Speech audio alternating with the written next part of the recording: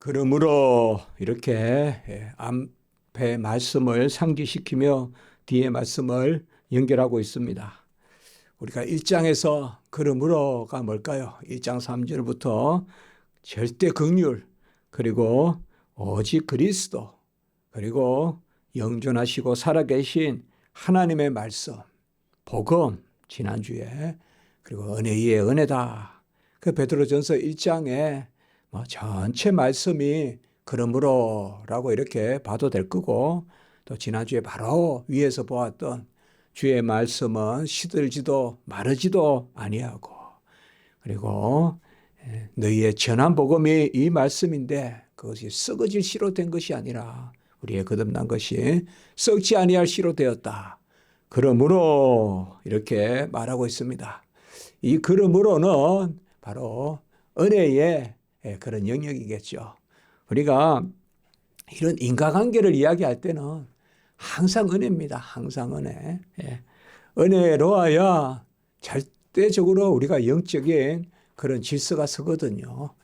그래서 은혜로 하여 영적인 질서가 서고, 그래서 그러므로 이것은 절대 긍휼, 절대 은혜, 오직 그리스도, 오직 하나님의 말씀, 복음, 은혜 위에 은혜다. 그렇게 제가 말씀을 들었습니다. 그래서 오늘 말씀에 보면 1절에는 하지 말라, 2절에는 하라. 이런 식의 말씀이 이제 우리가 하나님의 은혜를 감사하고 찬송하고 결단하고, 그리고 또 진리를 변호할 때 이런 식의 말씀으로 자주 볼 수가 있어요. 어디에서 떠나서 어디를 나아가라. 그다음에 뭐뭐 하지 말라. 그리고 뭐뭐 하라. 구약의 율법의 규정도 하지 말라는 것도 있고 하라는 것도 있지 않습니까? 그래서 오늘 보면 무엇보다도 1절에 보면 악독과 기만과 외식과 시기와 비방하는 말을 버려라. 이렇게 말하고 있습니다. 모든 악독을 버려라. 잠깐 이 부분 우리가 본다면 모든 악독을 버려라. 이거 제가 기도하면서 생각해 봤습니다. 말씀도 생각해 보고, 모든 악독이 뭘까? 나쁜 마음, 애끝에 속한 것입니다. 악하고 선한 것을 우리가 어떤 세속적인 세상의 윤리적 잣대로 볼 수 없고, 애끝에 속한 것, 이전에 속한 것, 달리 말해서 거듭나지 못한 것은 전부 다 악한 것입니다. 삶아서 먹이잖아요. 익혀서 먹이잖아요. 그렇죠? 어떤 것은 그냥 먹으면 배탈이 나는데 익혀서 먹으면 또 좋은 영양이 되잖아요. 그냥 모든 악독이라는 것은, 거듭나지 않은 것은 모두 악독입니다. 거듭나야 됩니다. 우리가 그냥 가지고 있는 거, 내 것이라고 해서 그냥 내 것인 줄 알고 가지고 있는 거, 그것이 모든 악독입니다. 그래서 아담이 타락한 이후에 우리 인류가 가지는 그런 불순종한 영에 속한 거, 그리고 습관적 자기애에 빠져 있는 거, 무조건 나만을 사랑하고 내가 옳고, 이런 것이 바로 모든 악독입니다. 이것을 버려라. 그리고 모든 기만도 버리라 라고 이렇게 이야기했습니다. 기만은 문자 그대로 속이는 것입니다. 진리를 멀리하고 이것도 내 생각으로 판단하는 것입니다. 속여서 속이는 게 아니라는 것입니다. 하나님의 말씀으로 서지 않으면 나도 모르게 속이는 것이란 것입니다. 내가 옳아야 속이지 않죠. 그래서 모든 기만은, 이 속이는 것은 무지와 같은 이야기입니다. 말씀에 대한 무지는 속이는 것입니다. 제가 모르고 했습니다. 그것은 우리가 하나님의 말씀, 은혜의 세계에서는 통하지 않는 이야기입니다. 모르고 했습니다라고 말할 수 없습니다. 하나님의 말씀을 받은 자로서. 그래서 모든 기만은, 1차적인 기만이 바로 무지에 있습니다. 그렇기 때문에 끊임없이 우리의 마음의 밭을 기경하고, 그리고 가다듬고 해야 됩니다. 두 단계가 있다고 한번 생각해 봤습니다. 첫째로는 알아야 됩니다. 모르는 것도 기만입니다. 두 번째는 아는 것을 가지고 속이지 않아야 됩니다. 아는 것을 가지고 속이지 않아야 된다. 그래서 몰라도 안 되고 알고 아는 것을 이용해도 안 되고 진짜 아는 것은 뭐예요? 알면서 제대로 알아야.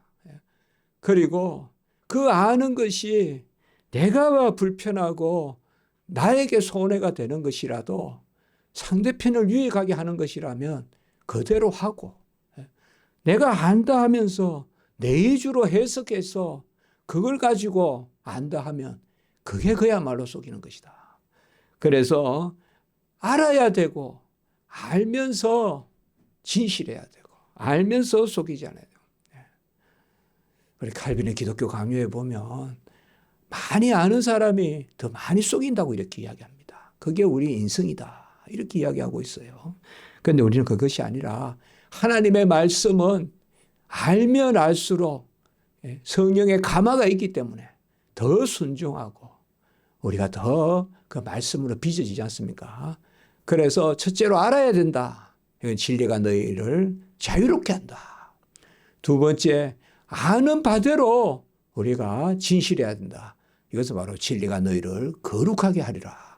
그래서 이 두 말씀과 우리가 연결을 한번 해볼 수 있을 것 같아요. 그러니까 진리가 너희를 자유롭게 한다. 이것은 알아야, 알아야. 두 번째는 진리가 너희를 거룩하게 한다. 이 말은 그 아는 대로 행하는, 아는 대로 말하고. 그래서 모든 기만, 우리가 기만이 없다라는 것은 이 역시 은혜 가운데 사는 것입니다. 말씀에 아멘하고 살 때 그때 내 입이 어눌하고 내 논리가 약해도 그건 진실하게 사는 것입니다. 그러나 내가 안다고 뭐 아주 고급스러운 그러한 논변을 펼쳐도 그건 기만입니다. 그래서 은혜 가운데 하나님의 말씀으로 자유화되고 그 말씀이 거룩하게 되고 이 모든 기만을 버리라. 그리고 외식을 버리라라고 또 오늘 말씀하고 있습니다. 예식은 우리가 마태복음에도 예식하는 자여 우리 주님께서 한 장을 할애해서 서기관과 바리새인이여 이렇게 주님께서 책망하는 것이 있지 않습니까? 외식은 또 문자 그대로 겉과 속이 다른 것입니다. 우리에게 겉과 속이 다른 것이 뭘까요? 중심이 합하지 않은 것 그리고 고백이 없는 신앙 이것이 바로 외식이라고 볼 수가 있습니다. 그래서 다 압니다. 서기관 바리새인도 너무나 잘 압니다. 그러나 중심에 여호와를 인정하고 중심에 합한 부분이 없습니다. 그 외식입니다. 외식이라는 것은 굳이 무슨 가면을 쓰고 어떤 표를 내서 옷을 다른 것을 입고 해서 남을 그런 예식이 아니라 예식은 우리 중심이 합한 바 되는가. 하나님의 말씀이 나에게 떨어져서 그 말씀이 살아있는 말씀으로 자리 잡고 마음으로 믿어 의에 이르고 입으로 시인하여 구원에 이르고 그러한 마음과 입의 그러한 일치 그래서 내 안에서 아멘하는 것이 또 내 밖으로 표현되고 이런 것이 바로 외식이 없는 거죠. 그러니까 이 일체 외식을 버리라. 그리고 시기를 버리라라고 이야기하고 있습니다. 생각보다 이 시기라는 것이 참 썸뿌리 아닙니까 우리에게. 도무지 남이 잘 되는 것을 볼 수가 없고 남이 나보다 잘 되는 절대적으로 우리가 못하는 건 괜찮은데 또 절대적으로 못하는 건 괜찮아요. 다 못하는 건 괜찮은데 하나만 잘하면 괜히 불평하는 거예요. 그 하나 잘하니까 내 옆에 잘하는 사람이 있으면 좋아해야 되는데 안 그렇습니까? 제가 전에도 한번 그런 비유를 들었는데요. 가장 피아노 잘 치고 가장 문학도 잘하고 이런 사람들 옆에 있으면 좋잖아요. 근데 그거 시기한단 말이에요. 그거 시기예요. 세계 아주 노벨 문학상이 옆에 와도 시기한단 말이에요. 그런 사람이 옆에 살면 얼마나 좋아요. 안 그래요? 그게 참 우리 마음에 이게 시기는 뭐냐? 상대주의에서 나오는 것입니다. 상대주의에서. 하나님 앞에 나를 절대적으로 세우지 않으면 누구나 다 시기하고 시기에 내가 지치고 있죠. 그러다 보면 나가기도 싫고 담을 쌓고 그렇게 됩니다. 예. 내가 겸손하고 절대주의에 서면 우리는 전부 죄인 중에 개수입니다. 예. 상대주의에 서니까 높낮이를 따지고, 높낮이를 따지는 게 바로 뭐예요? 나의 것을 내세우는 거 아닙니까? 내가 다 그렇다. 진심으로 나는 죄인 중에 개수 아닙니까? 정말 마음속으로 나는 죄인 중에 개수 아닙니까? 우리가 기도하면 내가 정말 아무것도 없지 않습니까? 내가 아무것도 없지 않습니까? 뭘 시기합니까? 뭘 판단하고. 내가 아무것도 없는데, 정말 아무것도 없는데 하나님께 잡힌 바 되어 살아가고 있는 그런 내가 아닙니까? 그래서 시기를 버리라 또 이렇게 이야기하고 있습니다. 그리고 마지막에 모든 비방하는 말을 버려라. 비방하는 말은 다른 게 아닙니다. 마음에 악의를 가지는 말입니다. 악의를 가지는 말. 선의로 말하라. 그러니까 우리가 말을 할 때 하나님이 말씀하시듯이 그리스도가 말씀하시듯이 높여주고 세워주고 살리고 격려하는 말을 하라. 사실상 이 마음의 창을 통해서 우리가 입으로 말이 나가지 않습니까? 그렇게 안에 있는 것을 말한다고 주님께서 말했는데 어떻게 보면 말이 또 우리를 끌고 다니거든요. 말이. 그래서 키와 같다. 그 키와 같다. 우리를 의거한다. 그래서 그 말을 제어하라. 그런데 비방하는 말을 버려라. 선의로 말하고 높여주고. 말을 할 수 있는 기회가 정말 남을 섬길 수 있는 기회다. 그렇게 생각하라는 것입니다. 그러니까 말을 할 수 있는 기회야. 이 말 한마디를 가지고 내가 남을 높여야지. 세워야지. 선의로 하나님의 우리에게 말씀하시듯이 하라. 이것을 버리고라고 이렇게 이야기하고 있습니다. 자, 오늘 2장 1절에 키워드는 그러므로입니다. 그러므로는 1장 전체를 생각할 수도 있고 바로 앞을 생각할 수 있고 보통 성경에 우리가 보면 옥중서신이나 이런 데도 그러므로 이런 단어가 계속 나오거든요.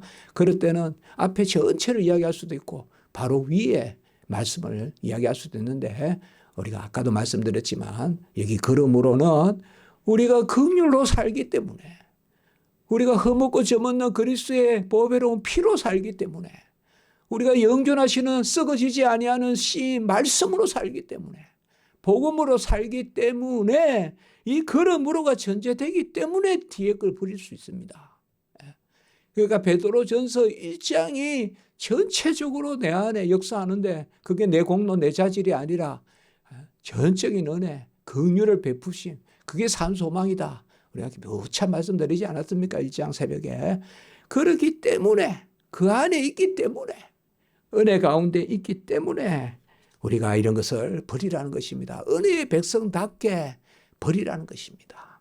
공로로 사는 게 아니라 자질로 사는 게 아니라 성령으로 시작했다가 육체로 마치겠느냐.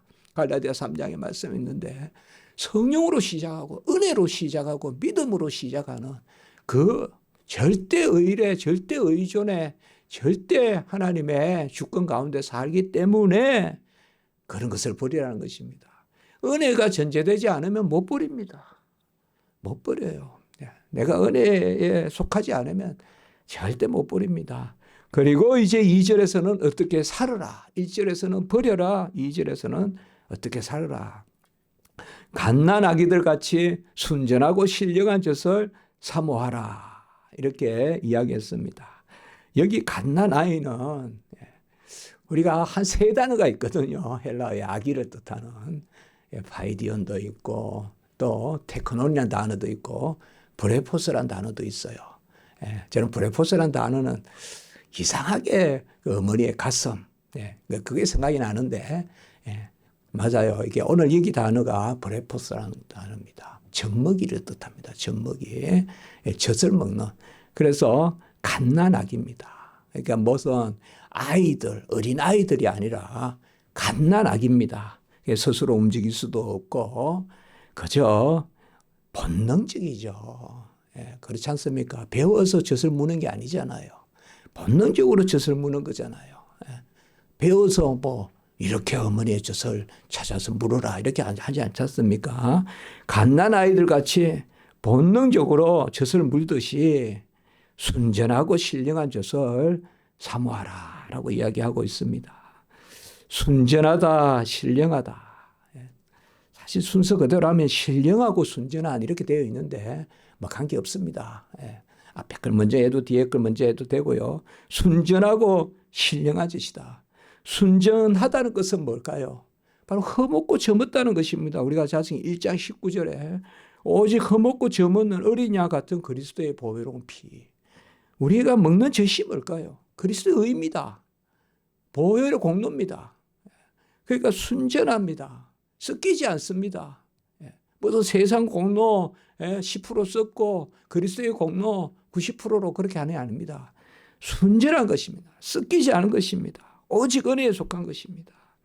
그리고 신령한 것이다. 이것은 사실 말씀에 속한 것.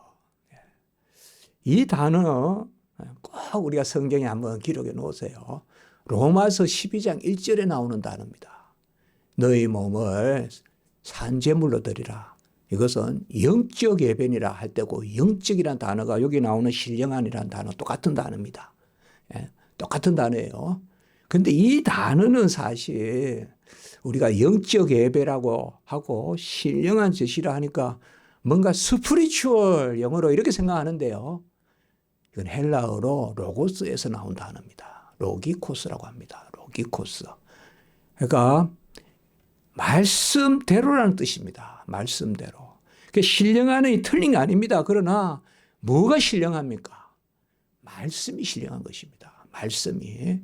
그래서 젖을 사모하라라는 것은 결국은 우리가 지지난주에 봤듯이 흠없고 점없는 어린 양 같은 보배로운 피, 그리스도가 바로 썩어지지 아니할 씨, 그 씨로 된 말씀, 바로 영존하고 썩지 아니하고 영원히 있는 항상 있고 살아있는 말씀, 그것을 사모하라는 것입니다. 그러니까 통하는 말입니다. 위하고.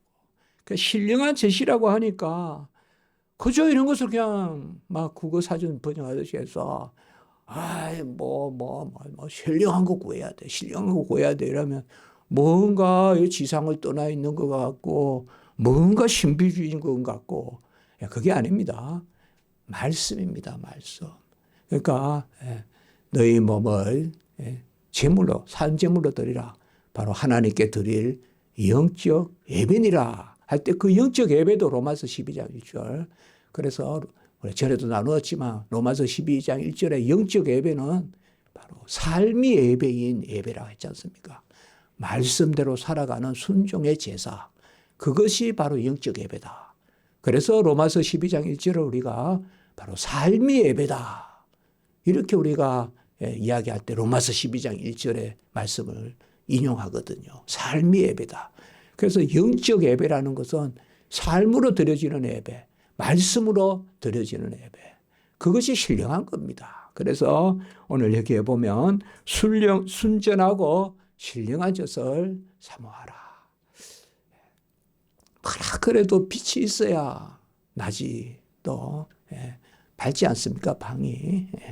마찬가지입니다. 우리는 말씀이 있어야 밝아집니다. 말씀이 있어야. 안 됩니다. 많은 것 중에 하나가 아닙니다. 태초에 말씀이 있었다고 했습니다. 그 말씀이 빛이라고 했고요. 그 빛이 사람의 생명이라고 했고요. 그 요한복음 1장에 나오지 않습니까? 그러니까 그 말씀을 사모해야 되는 것입니다. 말씀은 많은 것의 하나가 아닙니다.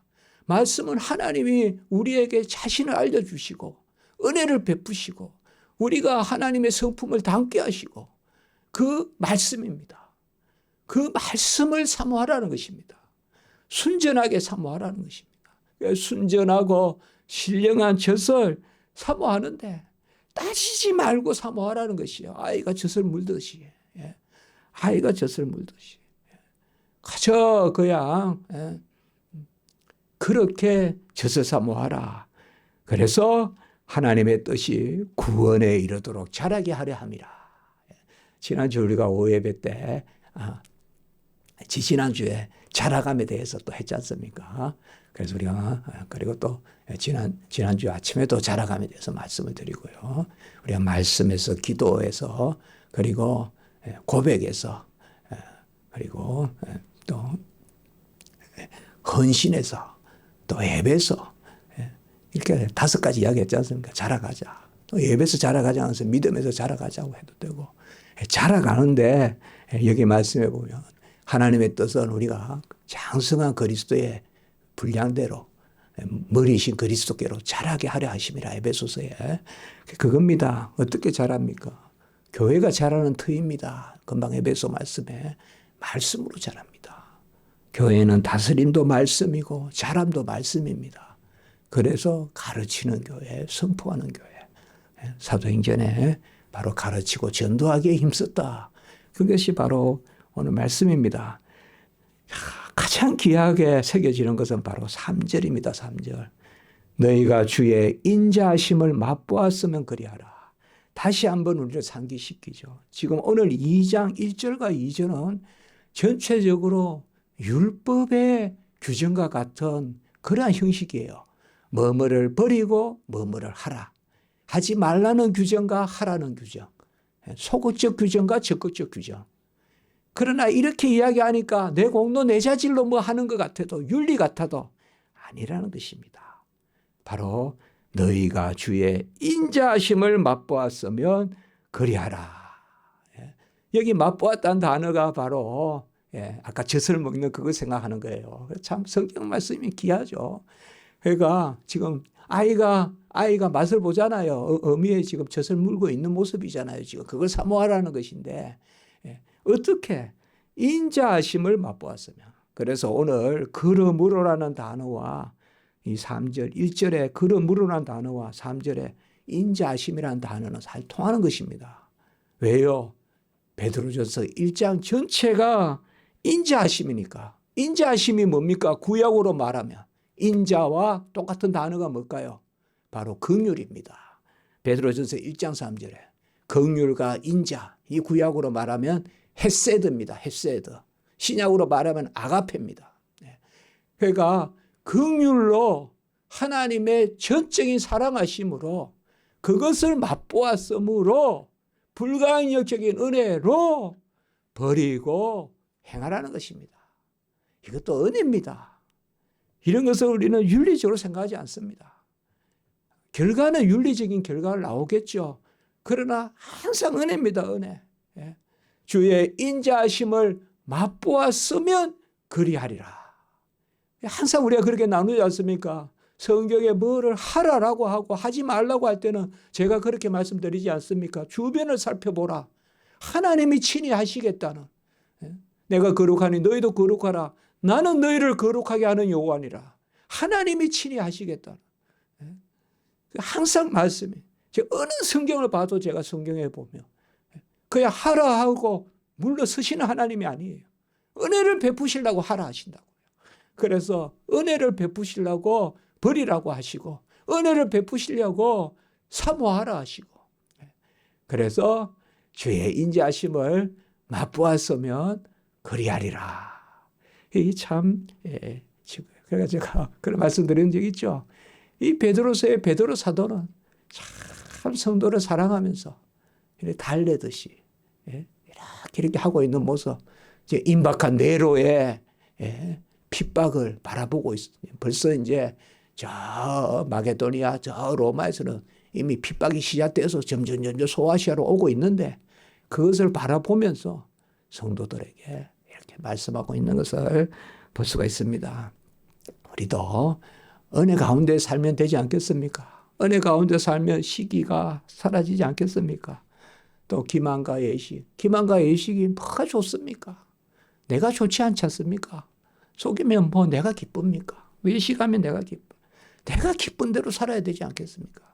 내가 기쁜 대로 사는 것이 진실하게 사는 거고 고백하고 그 말씀대로 사는 것이고 그래서 오늘 말씀에서 순전하고 신령한 젖을 사모하라. 주여 은혜를 베푸소서. 갓난아이가 젖을 물듯이, 그리고 그 어머니의 그 젖에서 나오는 그것으로 아이가 생명을 유지하고 살아가듯이, 그 어머니의 젖은 태의 영양 아닙니까? 그게 연장선에서 주어지는 거 아닙니까? 생명의 선 아닙니까? 그래서 그것을 우리가 생각하면서 또 감사하면서 항상 젖줄이 되어 있다는 것을 감사하면서, 우리에게는 항상 신령한 젖줄이 나에게 생명의 태가 연결되듯이 젖줄이 연결되어 있다. 그걸 우리가 사모하고 구하자. 기도드리겠습니다.